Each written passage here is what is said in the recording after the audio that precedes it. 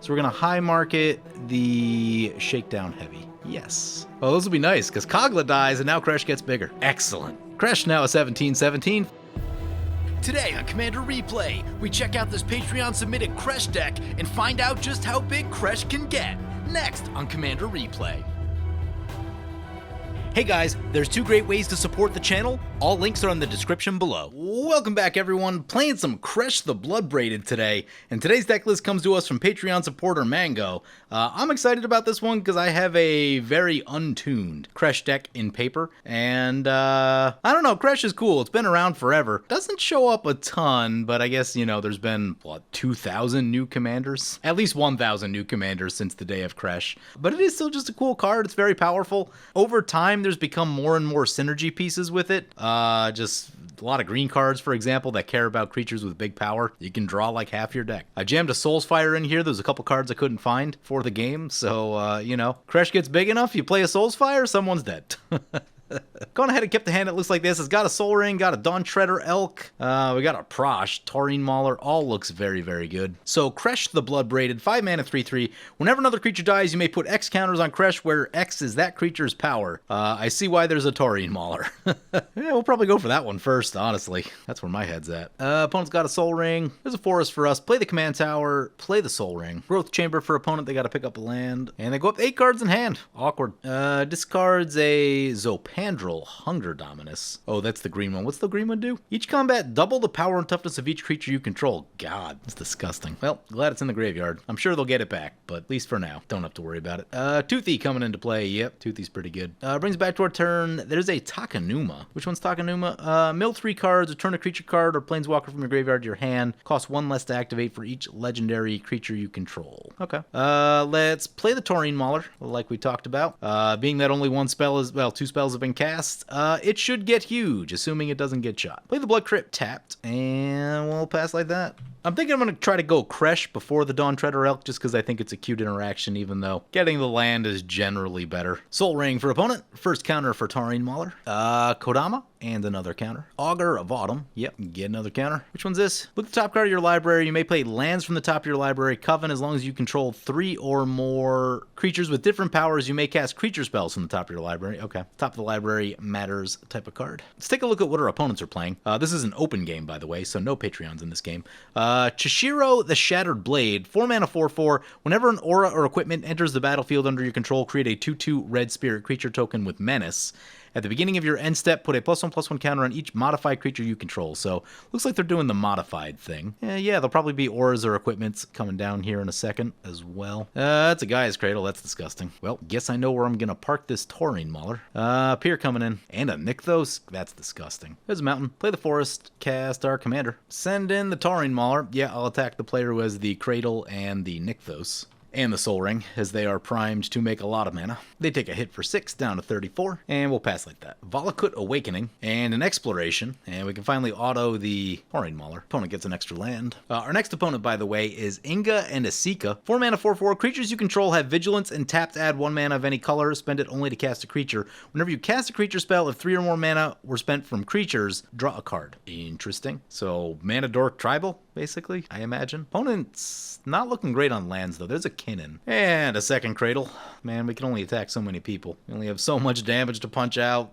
Cradles everywhere. Disgusting magic card. Rex Sage. Curious to see where this goes. Goes for, ooh, nice. Goes for the Soul Ring of the Pier and Toothy. I was worried it was going to be ours for a minute. I mean, if so, I'd be sending the Taurine Mauler. They have blockers, but yeah, that seems like a good idea, given that opponent has Cradle and Nykthos. Nykthos isn't going to make a lot of mana yet, but, you know, give it a few turns. I mean, things could spiral quickly, right? If they go, like, a couple Mana Dorks, Gaia's Cradle, then Nykthos will be online pretty quickly. Going for the Exploration isn't the worst idea either. They're down to 3 cards in hand, so maybe that's a reason not to, but, you know, it's easy to draw in green, so there's that. But yeah, I think the Pier and Toothy Soul Ring is probably a little bit more immediate. Because now whatever big play they were probably trying to set up to make, they're going to be way off the pace now. Command Tower. Freyalise Lanoir's Fury. Mana Dork would be frustrating. It's a Mana Dork, yep. I mean, we have to send the Mauler to, like, one, it'll pump the Kresh, and two, eating the Dorks keeps the Cradle at bay. What's this thing do? Shakedown Heavy. 3 mana, 6/4, Menace. Whenever it attacks, defending player may have you draw a card. If they do, untap it and remove it from combat. Interesting. So it's just kind of a cheap, high-power creature. Not awful. Oh, and they have more card draw there. Yeah, I mean, I think we just have to keep going at them. That's all we can really do. I think I'm going to go Dawn Treader right here. Actually, we could just go Prosh. Yeah, that's fine. Wait, no, because the Kobolds have no power. Okay, yep. Let's get the Dawn Treader out then. Yeah, I mean, send both. No blocks. We'll sack the Dawn Shredder, although maybe we need blockers? Yeah, we probably need blockers. Down to 20. Nice, that's what I like to see. Get those life totals moving. Play the Swamp, play this Shakedown guy, and pass like that. That's a cool little piece of tech. Potentially get you some card draw. I don't know that I love opponents having the choice, but if you're just going to like sacrifice it, yeah, I mean, it comes down quick. It's interesting. Magmatic Insight. Opponent didn't block with the Dork. I mean, I at least thought they'd block the Mauler, right? Like, take the Kresh, because Kresh isn't massive right there, but yeah, right? Like, it's all too central to what they're doing. They have the Cradle, they've got the Mana Dork, and, you know, they've got card draw based on the number of creatures they have, right? So they're trying to keep creatures in play. Opponent dumps 2 more lands in, down to 2 cards in hand. Branching Evolution. Creatures you control. Let's see if Mango put one of those in our deck. Doesn't look like it. Stonecoil Serpent is interesting. Protection from multicolored. Certainly bad for us. It's an 8/8. Yeah, that's a pretty good blocker against Kresh unless we find Trample or something. Also, Kresh needs to get much bigger. Inga and Esika coming in. Now opponent has a lot of Mana Dorks. Okay, yeah, that is scary. Euro, Titan of Nature's Wrath. Disgusting. It'll get sacrificed. Triggers Kresh. That's a nice pump for Kresh. Yes, please. Kresh now a 9/9. 1,000-year elixir. Oh, God. Oh, it's probably just so you can use all the Dorks right away. That's still really good. I do that in Tap Creature Tribal, and that's actually, like, you can have mana neutral Dorks, and that's a really good way to build your board state up. Timeless Witness is disgusting. We're going to get this thing back? Getting the Euro back. Okay. Still disgusting. Oh, I would love to draw a Fling or Soul's Fire, one of those really annoying direct damage cards. Mango's actually not running that many of them. I added one. You do have a Warstorm Surge, though. That could be fun. Pretty big mana curve in this deck. A lot of 5 and 6, especially for like a Mango deck. So I think opponent's going to have a probably fairly decent turn here. Oh, and I love some evasion for this Taurine Mauler. Ooh, opponent's going to use Freyalise to shoot our Soul Ring. Don't love it. How are they not going for the card? Each green creature? I mean, I guess it's only a draw 2. Yeah, -6 for draw 2. Okay, I see. Well, luckily, we have the Dawn Treader to kind of pump that ramp back up. Yeah, there's an evacuation, of course. Turn off auto yields, crack the Dawn Shredder. Use the ability. I don't know if the land types matter a ton. It's like there's a pretty good amount of green in the deck. We'll get a forest. Yep, an opponent draws a bunch of cards because, of course. Guess the good news is we can just recast the Mauler, and as everyone has to, like, recast all of their stuff, it will just get huge again. Pier, back to play. First chance to rebuild here is, like, a pretty big deal. Depending on when that evacuation goes off, there's some times where it could be really bad. Kluth's Will. What's this one do? If you control your commander, you may choose both X damage to each creature without flying, or X damage, or destroy up to X target. Oh, wow. Destroy X target artifacts and enchantments. Yeah. Okay, we'll hold off on that for a moment. Play the mountain. Get Taurine Mauler and the Shakedown guy. Pass like that. Opponent will have a much easier time to rebuild with the 1,000-year elixir. All the Dorks coming back. Rexage got bounced, right? Yeah, we'll want to be careful about that. I guess all of our artifacts and enchantments are gone. Chisiro into play. Pumps the Mauler back up. Stonecoil Serpent is back. Re-auto the Taurine Mauler. This time only X4. You can instead put a +1/+1 creature on each modified creature you control. Oh, it gets bigger.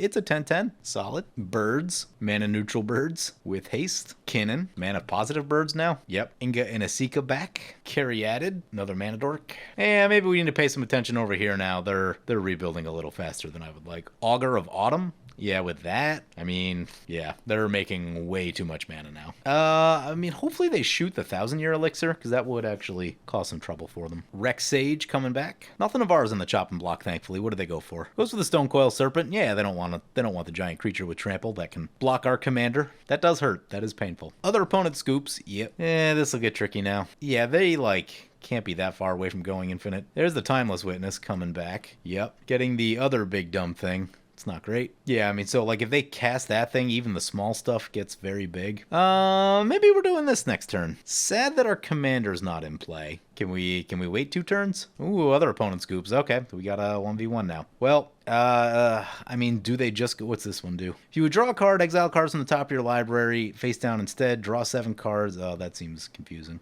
Man, I really want to do this with our commander in play, but the problem is I don't know if they just go infinite. Whenever you cast a creature spell, if 3 or more, so they'll cast the big thing. Let's risk it. I'm going to get Kresh into play first. Yeah, if we wipe right now, we kill just about everything. We leave the 1,000-year elixir, though I'm sure, like, they can't have that many dorks left. Oh, also they have the cradle. Yeah, we got to do the board wipe. That one has flying, so that one will survive, unfortunately. The birds will survive also. I don't have any, like, cheap mana plays, which is unfortunate. I think X3 should do it. Yeah, it's all of our mana. Nuke the dorks. Yeah, they lose a lot of stuff. Send in these 2. Did they give us the card right here? Yes. They take 11. We'll play the woodland thing, and we'll pass like that. If they didn't have Cradle, I'd probably try to get greedy and get Kresh in before the board wipe, but with Cradle, I mean, that's what? Probably 6 extra mana that we're going to make on just that, and then they can just, like, yeah, they cast all the big stuff, and it's near infinite, right? Like, they cast so many things. This, on the other hand, buys us a decent amount of time. Merc Fiend. Oh, yeah. Seedborn Muse for, yep, gross. Euro. Actually gonna stick this time? No, because it came from their hand. To the graveyard it goes. Opponent is tapped out, so another big hit incoming? Where's that Soul's Fire at? There's a Farseek. Yeah, send them both. Oh, no, other things on tap, right, okay. That being the case, get Kresh first, in case they want to block. Send both. Interestingly, this is a 6/6 now. There's a land. Oh, High Market is a very good land. We can potentially protect stuff, or we can make Kresh big at instant speed if we need to. And I like the sound of that. Shot for 13, down to 22. We're getting there. Play the High Market, play the Farseek. We really didn't ramp all that much in this game, so even this late game Farseek is probably going to be pretty helpful, honestly. We'll get the Triome, and we'll pass like that. Next turn, I may think about this thing. It's kind of a lot of mana, but it is card advantage, and we need card advantage. It's weird card advantage, though. Do need to not get comboed out, though, and I don't know that that's going to happen. Joel Rail, yep. Recast your second card each turn, make a 2/2. Oh, God, no. Yeah, life's going to get bad here. Vivian, yep. Cast creatures as though they had flash. Disgusting. They look at the top. I think they whiffed. Wait, exile? Oh, exile 1 face down. Yep. Fierce Empath, that's not great. I bet that gets something that beats us. What'd they get? They got a coma. Disgusting. Life will be terrible with a coma. Hydroid Crassus. Flying Trample. What's it do? You gain half excellent. Yep. Conley Garden. Yeah, I mean, they have so much stuff in play now. Basically has to be a board wipe off the top. Even then, they have 7 cards. I guess they don't have mana for spells. But boy, would a Blasphemous Act make me happy. Kogla. Gross. Oh, God, they still have that Eternal Witness. That's a bad, bad combo. Kogla is going to fight Kresh. Let's see. If we gain 6, that'll make it 9. Yeah, okay.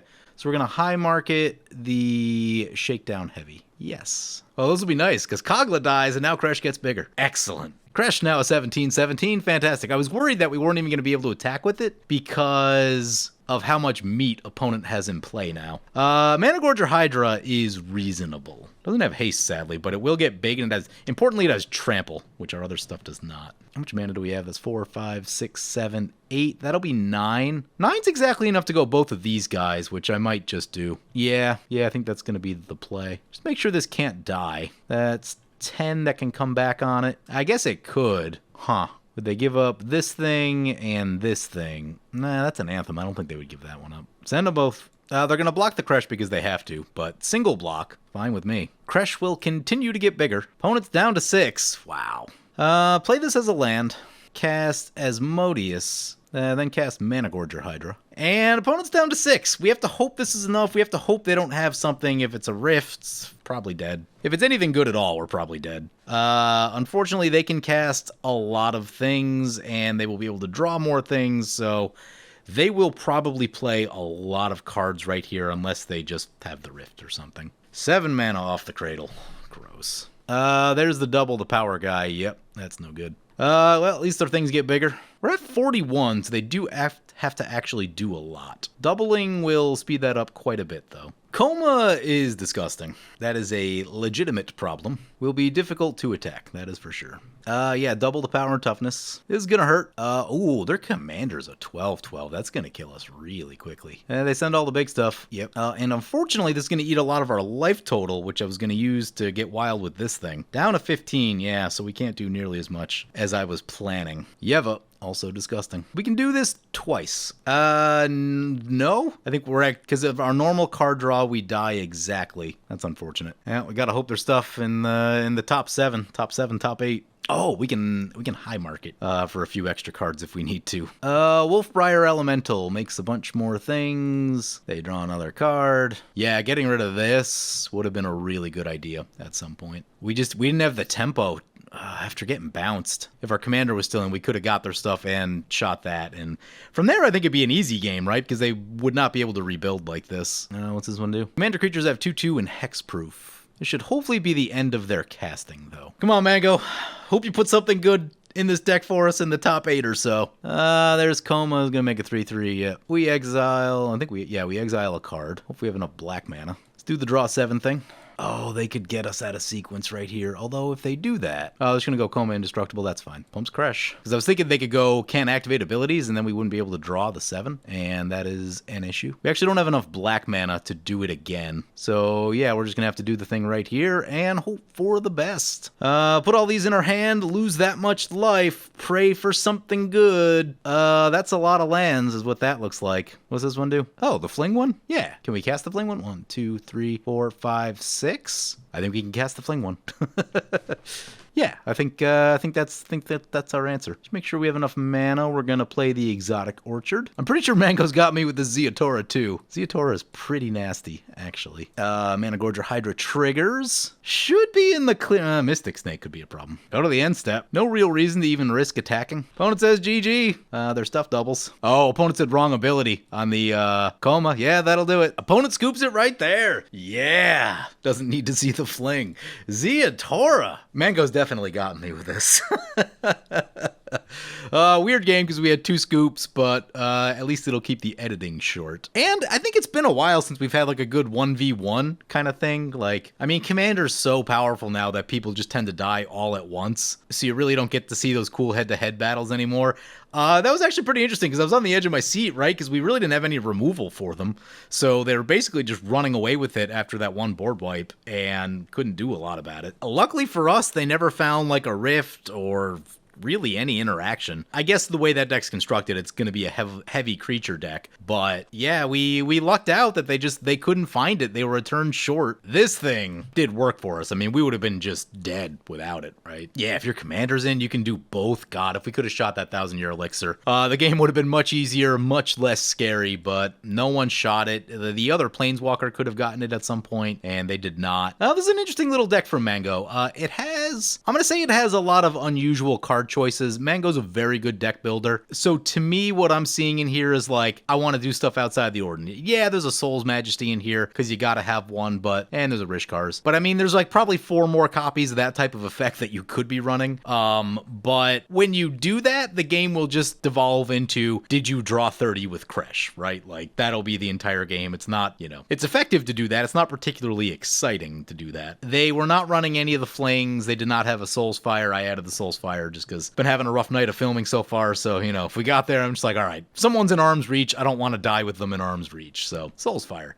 But yeah, there's a lot of really cool creature choices in here. We see a Phyrexian Soulgorger, just cheap big creature, will die easily, pump up Kresh. We saw the Shakedown Heavy, a card I hadn't really used, but I don't think it actually did any damage, but as a 6/4 it can block, and it's actually probably going to block a decent amount, because people don't want to take the damage, so they give you the card, and it's untapped. So yeah, it was surprisingly effective, right? It's not quick, but you're drawing a card and you have a blocker, and that's something, and you have Menace. So I thought that was pretty interesting. Maybe it's not like the first card that I'm gonna run in a lot of places, but I did think its effect was very unique. Anyway, it was a cool little deck. I enjoyed it. I'm glad we got to sneak out a win right there. Life would have been much worse if they did the right thing with Coma. If they prevented the card draw, I don't know that we get to the things that we need right there, and that would have been legitimately bad. So yeah, thank God for opponent punting. Anyway, hope you guys enjoyed the game. As always, feel free to comment, like, or subscribe. Thank you for watching.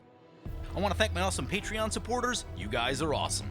If you want to help support the channel, vote on which decks I play next, or if you want to get some good games of Spell Table, be sure to check out my Patreon at the link below.